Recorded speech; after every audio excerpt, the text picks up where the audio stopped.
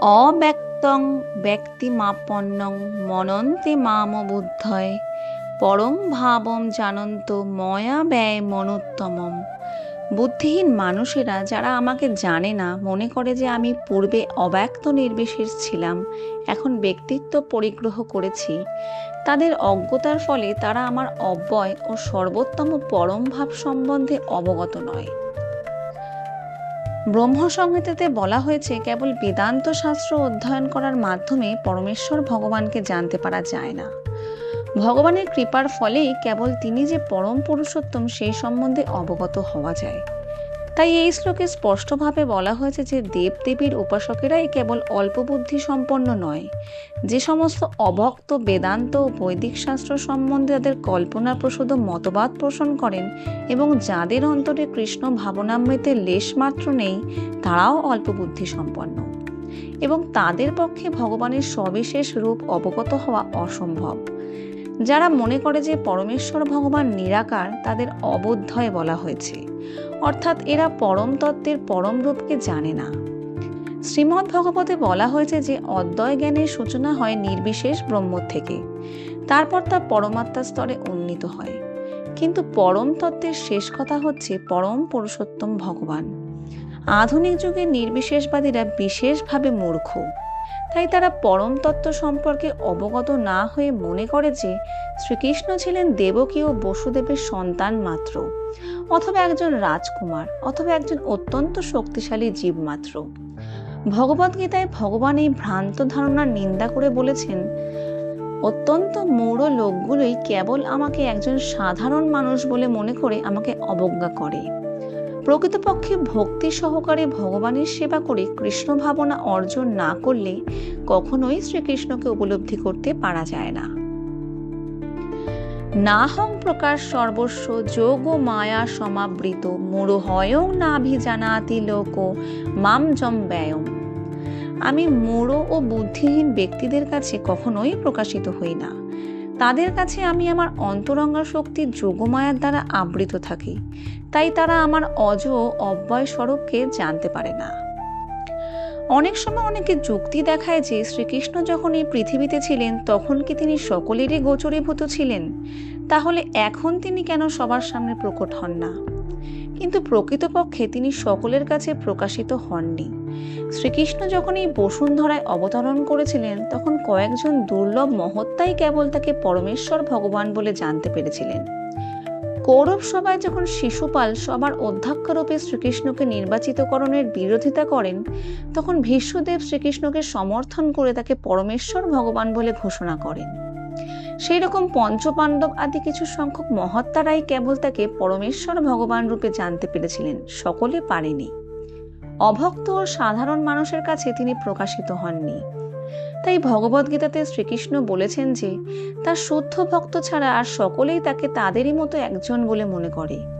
তিনি কেবল তার ভক্তদের কাছেই সমস্ত আনন্দ উৎসরূপে নিজেকে প্রকাশ করেছিলেন, কিন্তু অল্প বুদ্ধি সম্পন্ন অভক্তদের কাছে তিনি নিজেকে যোগমায়ার দ্বারা আবৃত করে রেখেছিলেন। বেদাহং সমতিতানি বর্তমানানি চার্জুন ভবিষ্যানি চ ভূতানি মাং তু বেদ ন কশ্চন। হে অর্জুন, পরমেশ্বর ভগবান রূপে আমি অতীত, বর্তমান ও ভবিষ্যৎ সম্বন্ধে সম্পূর্ণরূপে অবগত। আমি সমস্ত জীব সম্পর্কে জানি, কিন্তু কেউ আমাকে জানে না। নির্বিশেষবাদীদের ধারণা অনুযায়ী শ্রীকৃষ্ণের রূপ যদি মায়া হতো, তাহলে আর সমস্ত জীবের মতো তারও দেহান্তর হতো এবং তার ফলে তিনি তার পূর্বজীবনের সব কথা ভুলে যেতেন। জড় শরীর বিশিষ্ট কেউই তার পূর্বজন্মের কথা মনে রাখতে পারে না এবং তার ভবিষ্যৎ জন্ম সম্বন্ধেও ভবিষ্যৎবাণী করতে পারে না। তাছাড়া তার বর্তমান জীবনের পরিণাম সম্পর্কেও পূর্বাভাস দিতে পারে না। কিন্তু ভগবান শ্রীকৃষ্ণ এখানে স্পষ্টভাবে বলেছেন যে তিনি পূর্ণরূপে জানেন অতীতে কি হয়েছিল, বর্তমানে কি হচ্ছে এবং ভবিষ্যতে কি হবে। চতুর্থ অধ্যায়ে আমরা দেখেছি যে ভগবান শ্রীকৃষ্ণ কোটি কোটি বছর আগে সূর্যদেব বিবস্বানকে যে উপদেশ দিয়েছিলেন তা সম্পূর্ণরূপে তার মনে আছে। ভগবান হচ্ছে ঠিক সূর্যের মতো এবং মায়া একটি মেঘের মতো। জড় আকাশে আমরা দেখতে পাই যে সূর্য আছে, মেঘ আছে ও গ্রহ নক্ষত্র আছে। আমাদের সীমিত দৃষ্টির জন্যই আমরা মনে করি যে সূর্য, চন্দ্র আদিকে মেঘ ঢেকে ফেলে, কিন্তু প্রকৃতপক্ষে সূর্য চন্দ্র নক্ষত্র কখনোই আচ্ছাদিত হয় না। তেমনি মায়াও কখনোই পরমেশ্বর ভগবানকে আচ্ছাদিত করতে পারে না। ভগবান তার অন্তরঙ্গা শক্তির প্রভাবে অল্প বুদ্ধি সম্পন্ন মানুষের কাছে নিজেকে প্রকাশ করেন না। ইচ্ছা দেশ সমুত্থেন দ্বন্দ্ব মোহেন ভারত সর্বভূতানি সন্মোহং স্বর্গে জান্তি পরন্তপ। হে ভারত, হে পরন্তপ, ইচ্ছা ও দেশ থেকে উদ্ভূত দ্বন্দ্বের দ্বারা বিভ্রান্ত হয়ে সমস্ত জীব মোহাচ্ছন্ন হয়ে জন্মগ্রহণ করে। জীবের যথার্থ স্বরূপ হচ্ছে যে সে শুদ্ধ জ্ঞানময় ভগবানের নিত্যদাস। কেউ যখন মোহাচ্ছন্ন হয়ে এই শুদ্ধ জ্ঞান থেকে বিচ্ছিন্ন হয়ে পড়ে তখন সে মায়ায় কবলিত হয়।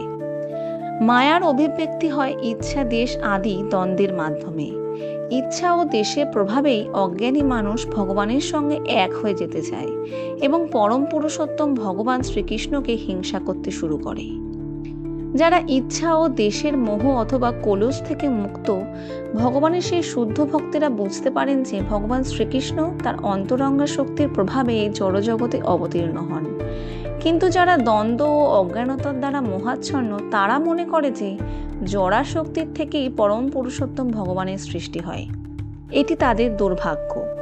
এ ধরনের মোহাচ্ছন্ন মানুষেরা মান অপমান, সুখ দুঃখ, স্ত্রী পুরুষ, ভালো মন্দ আদি দ্বন্দ্বে প্রভাবান্বিত হয়ে মনে করে এটি আমার স্ত্রী, এটি আমার বাড়ি, আমি এই বাড়ির মালিক, আমি এই স্ত্রীর স্বামী। এটিই হচ্ছে মোহের দ্বন্দ্ব। যারা এইভাবে দ্বন্দ্বের দ্বারা মোহিত তারা সম্পূর্ণ অজ্ঞ, তাই তারা পরম পুরুষোত্তম ভগবানকে জানতে পারে না। যে সাং তন্তগতং পাপং জনানং পূর্মকর্ম নাম তে দ্বন্দ্ব মোহর নির্মুক্তা ভজন্তে মাং দৃঢ়ব্রতা। যে সমস্ত পুণ্যবান ব্যক্তির পাপ সম্পূর্ণরূপে দূরীভূত হয়েছে এবং যারা দ্বন্দ্বমোহ থেকে মুক্ত হয়েছেন তারা দৃঢ় নিষ্ঠার সঙ্গে আমার ভজনা করেন। যারা অপ্রাকৃত স্তরে উন্নীত হওয়ার যোগ্য তাদের কথা এই শ্লোকে উল্লেখ করা হয়েছে, কিন্তু যারা পাপী, নাস্তিক, মূঢ় ও প্রবঞ্চক তাদের পক্ষে ইচ্ছা ও দেশের দ্বন্দ্ব থেকে মুক্ত হওয়া অত্যন্ত দুষ্কর। যারা ধর্মীয় বিধিবিধান পালন করে জীবনকে অতিবাহিত করছেন এবং যারা পুণ্যকর্ম করে নিষ্পাপ হয়েছেন তারা ভগবানের শরণাগত হতে পারেন এবং ক্রমে ক্রমে পূর্ণজ্ঞান লাভ করে পরম পুরুষোত্তম ভগবানকে জানতে পারেন। তখন তারা পরম পুরুষোত্তম ভগবানের ধ্যানে ধীরে ধীরে সমাধিস্থ হতে পারেন। এটিই হচ্ছে আধ্যাত্মিক স্তরে উন্নীত হওয়ার পন্থা। শুদ্ধ ভক্তদের সঙ্গের প্রভাবে কৃষ্ণ ভাবনায় এই উন্নত স্তর লাভ করা সম্ভব। জরা মরণ মোক্ষায় মামাশ্রিত যতন্তি যে তে ব্রহ্ম তদ্বিদু কৃৎস্ন মধ্যাত্মং কর্ম চাখিলং। যে সমস্ত বুদ্ধিমান ব্যক্তি জরা ও মৃত্যু থেকে মুক্তি লাভের জন্য আমাকে আশ্রয় করে যত্ন করেন তারা প্রকৃতপক্ষে ব্রহ্মভূত, কেননা তারা অধ্যাত্ম তত্ত্ব ও কর্মতত্ত্ব সবকিছু সম্পূর্ণরূপে অবগত। জন্ম, মৃত্যু, জরা ও ব্যাধির দ্বারা এই জড় শরীর আক্রান্ত হয়, কিন্তু চিন্ময় দেহ কখনোই এর দ্বারা প্রভাবান্বিত হয় না। চিন্ময় দেহের জন্ম, মৃত্যু, জরা ও ব্যাধি নেই। তাই কেউ যখন তার চিন্ময় দেহ ফিরে পায় তখন সে ভগবানের নিত্য পার্শ্বদত্ত লাভ করে এবং ভগবানের নিত্য সেবায় নিযুক্ত হয়। তখন সে যথার্থই মুক্ত। অহম ব্রহ্মাস্মি, আমি ব্রহ্ম। কথিত আছে প্রত্যেকেরই জানা উচিত যে সে হচ্ছে ব্রহ্ম বা আত্মা। ভক্তিমার্গে ভগবানের সেবা করার মধ্যেও এই ব্রহ্মানুভূতির অবকাশ রয়েছে, যা এই শ্লোকে বলা হয়েছে। ভগবানের শুদ্ধ ভক্তেরা ব্রহ্মভূত স্তরে অবস্থান করে এবং তারা অপ্রাকৃত ও প্রাকৃত সবকিছু সম্বন্ধেই অবগত।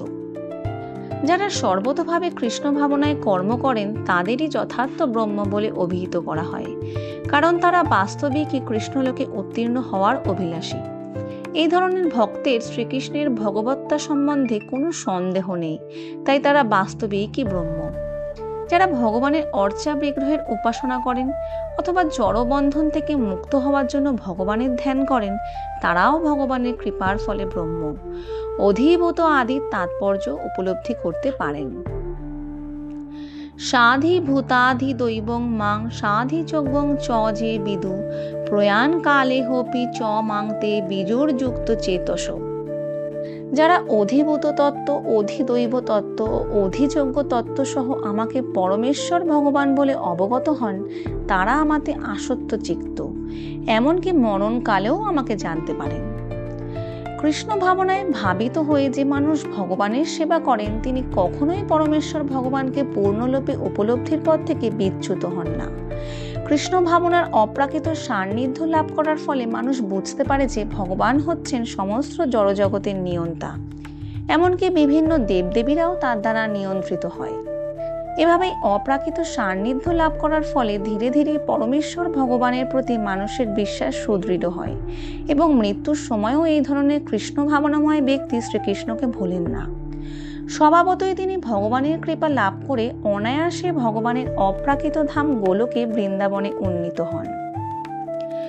এই অধ্যায়ে নানা বিষয় নিয়ে আলোচনা করা হয়েছে। আর্ত, জিজ্ঞাসু, অর্থার্থী, ব্রহ্মজ্ঞান, পরমাত্মার জ্ঞান, জন্ম, মৃত্যু, জরা ও ব্যাধির হাত থেকে মুক্ত হওয়ার উপায় এবং ভগবানের আরাধনা। তবে যিনি যথার্থ কৃষ্ণ ভাবনামৃত লাভ করেছেন, তিনি অন্য কোনো পদ্ধতিকেই কোনো রকম গুরুত্ব দেন না। তিনি কৃষ্ণ ভাবনায় মগ্ন হয়ে সর্বদাই ভগবানের সেবায় নিজেকে নিয়োজিত করেন এবং এভাবেই তিনি শ্রীকৃষ্ণের নিত্য দাসরূপে তার স্বরূপে অধিষ্ঠিত হন। সেই অবস্থায় তিনি শুদ্ধ ভক্তি সহকারে ভগবানের লীলা ও শ্রবণ ও কীর্তন করে মহানন্দ অনুভব করেন। তিনি নিশ্চিতভাবে জানেন যে এরই মাধ্যমে পরম প্রাপ্তি সাধিত হবে। এই সুদৃঢ় বিশ্বাসকে বলা হয় দৃঢ়ব্রত। এর থেকেই শুরু হয় ভক্তিযোগ বা অপ্রাকৃত ভগবৎ সেবা। সমস্ত শাস্ত্রাদিতে এই কথা স্বীকৃত হয়েছে। ভগবদ্গীতার 7ম অধ্যায়ের সারমর্ম হচ্ছে এই সুদৃঢ় বিশ্বাস। ইতি পরম তত্ত্বের বিশেষ জ্ঞান বিষয়ক বিজ্ঞানযোগ নামক শ্রীমদ্ ভগবদ্গীতার 7ম অধ্যায়ের ভক্তি বেদান্ত তাৎপর্য সমাপ্ত।